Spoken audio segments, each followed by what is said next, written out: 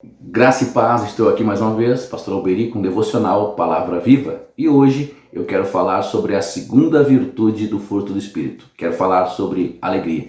Fique comigo.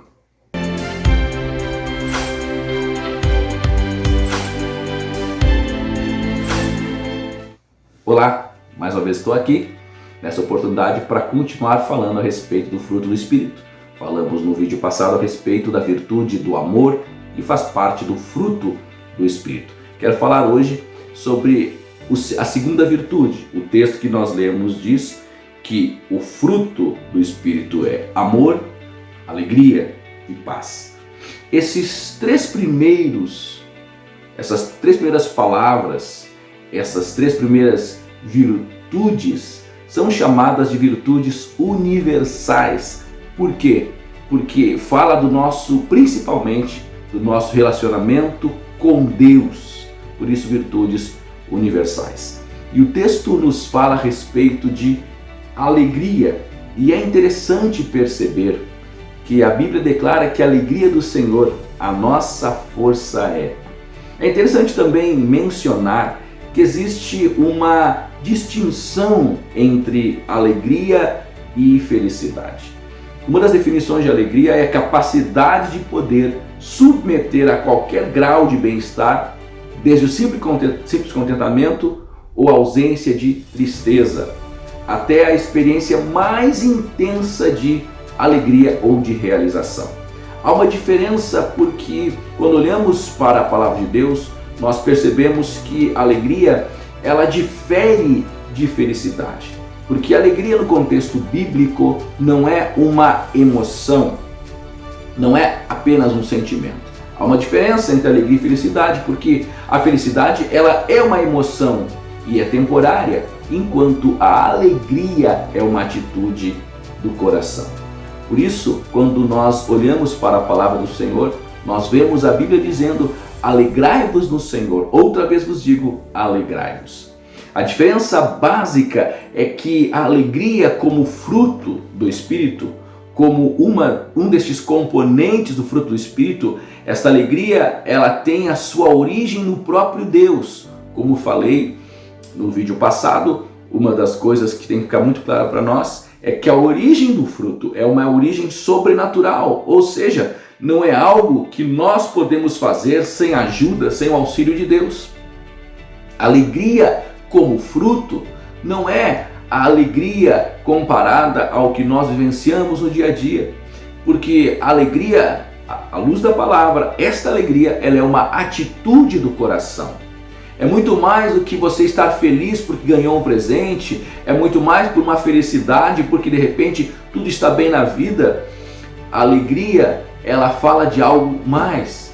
O apóstolo Paulo escreveu dizendo: contristados, mas sempre alegres. A carta de Paulo aos Filipenses, chamada a carta da alegria, a teologia da alegria, naquela carta nós observamos algo muito especial, porque a carta aos Filipenses nasce num contexto de profunda tristeza.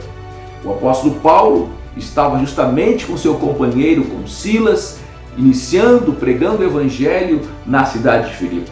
E numa certa ocasião, havia uma moça, uma menina, a qual ela tinha um espírito de adivinho, e as pessoas seguiam aquela menina. Havia caravanas, a história nos conta, o contexto histórico, que pessoas viajavam de diversos lugares daquela região para ir a Filipos, para ouvir as predições daquela menina, daquela moça. E numa daquelas ocasiões, Paulo estava já revoltado com tudo aquilo, e a moça estava seguindo Paulo e Silas dizendo: estes homens que vos anunciam a salvação, de fato são servos do Deus vivo.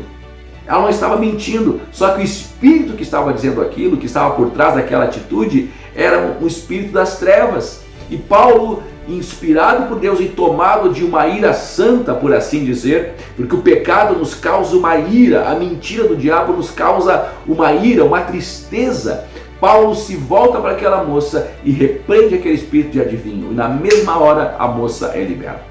Quando ele é liberto, o que acontece? A cidade inteira fica empolvorosa e as pessoas começam a ficar muito enfurecidos com Paulo e Silas. Eles são presos, eles são açoitados, são humilhados e eles são jogados na prisão. E aí entra a história que você já ouviu muitas vezes. Na prisão, próximo à meia-noite, Paulo e Silas, feridos, machucados, sofrendo ali, aprisionados, mas eles tinham uma atitude de alegria. Eles cantavam louvores a Deus. Eles decidiram alegrar-se.